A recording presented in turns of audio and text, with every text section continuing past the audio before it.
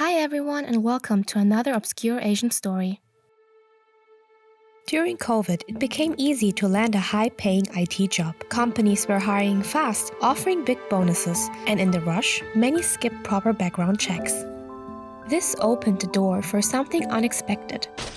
Some of the new hires turned out to be North Korean IT workers. For over 10 years, North Korea has trained young IT professionals and sent them abroad, often to places like China and Russia. From there, they apply for remote tech jobs, mostly in Western companies.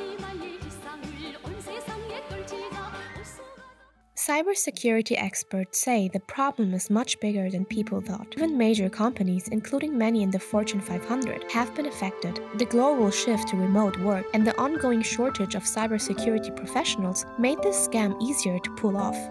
A report from cybersecurity firm DTEX uncovered more than 1,000 email addresses linked to North Korean operatives. They also found photos showing these workers living well, eating steak, celebrating with champagne, and relaxing by private pools. But these weren't Silicon Valley success stories. They were fake identities created to earn money and send it back to North Korean regime. Two operatives using the fake names Naoki Murano and Jensen Collins were tracked from Laos to Russia. Murano was linked to a 6 million crypto theft, just one example of many. In fact, the FBI says North Korea pulled off the largest crypto heist ever, stealing $1.5 billion from a crypto exchange earlier this year. Experts say North Korea runs its cyber operations like a state-approved crime network. It's all about funding weapons, supporting the government, and keeping the regime alive. So, how does it work?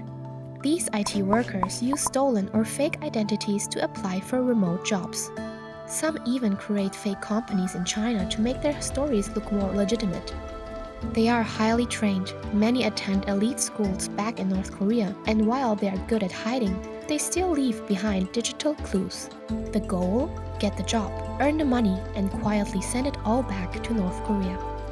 North Korean scammers are using fake LinkedIn profiles to pose as American tech workers. They steal real personal data to look more convincing.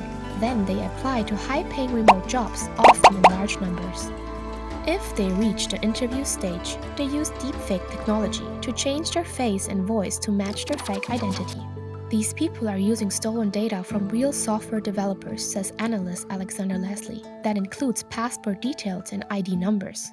Many hiring teams aren't prepared to spot these fakes. On paper, the candidates seem perfect. They are from average US states, went to regular universities, and passed coding tests easily. But in interviews, they care mostly about salary. Once hired, they ask for the company laptop to be sent to a different address, often claiming they're relocating. That address usually belongs to someone in the US who helps the scam. This person acts as a front for dozens or even hundreds of fake North Korean workers. They sign documents, receive salaries into their own bank account, keep up to 30% and send the rest overseas. Their biggest job? Running a laptop farm, keeping up to 90 laptops online to support the operation. The US government says just one North Korean IT worker can make up to $300,000 a year. That money helps fund North Korea's weapons programs and even the ruling Kim family. Major companies, including many in the Fortune 500, have been targeted, but most don't talk about it, fearing lawsuits or bad publicity. And the problem isn't just in the US. Similar scams are happening in the UK, Poland, Romania, South Asia, and more. Hiring a North Korean worker, even by accident, breaks international sanctions and creates serious legal risks. Some of these fake workers are linked to North Korea's secretive cyber agencies, including military units and AI research centers.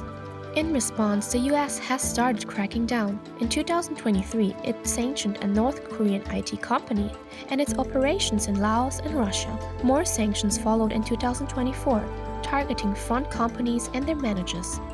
These scammers often move fast and make mistakes, says expert Rafe Pilling. They leave public traces online, like fake resumes, code with comments, or on-camera slip-ups. But even though some workers earn thousands a month, the regime lets them keep only a tiny portion, sometimes just $200 out of $5,000. To meet strict earning targets, many of them juggle multiple jobs at once, building deeper cover identities. North Korean IT scammers are getting smarter. They now use AI tools and software to change your faces and voices during video interviews so they won't get caught. Some even use special programs that send alerts if certain words come up, like Kim Jong-un or anything sexual. Interviews have ended suddenly when tricky questions were asked like, how fat is Kim Jong-un? More and more US tech companies are finding out that some of the remote workers are actually North Korean spies. These fake workers are hired to earn big salaries and secretly send the money back to North Korea to help fund weapons and missiles. FBI agent Elizabeth Pelker says that once one of these fake workers gets hired, they often recommend others, so you could end up with a whole group of North Korean agents inside one company. Even after getting fired, some still sneak back in using malware to steal data or demand ransom. These fake workers are not just after the money, they're also stealing valuable company secrets, like code, designs, and business plans. Hiring one gives them full access to your digital tools, and that's a big risk. North Korea didn't always have this kind of reach. Back in 2010, they only had one internet connection, used only by top officials. But when Kim Jong-un came to power in 2011, things changed. He pushed for better computer education, especially for military use. Today, students can study subjects like cybersecurity and robotics. The smartest ones are picked for cyber missions. Graduates from top North Korean tech schools get recruited into the state's cyber teams. They are promised better pay and real internet access, something most North Koreans don't have. In the early days, North Korean cyber attacks were basic, like crashing websites or spreading propaganda. But by 2014, they went after big targets. One group hacked Sony Pictures. Then in 2016, they stole over $80 million from a Bangladeshi bank account. In 2017, they launched a global WannaCry ransomware attack, causing billions in damage. As security improved and sanctions grew, North Korea changed its tactics. Instead of loud attacks, they focused on quieter, more profitable ones, like stealing cryptocurrency. In 2022, they stole $600 million from the game Axie Infinity. In 2024, they hit a Dubai crypto exchange and took $1.5 billion.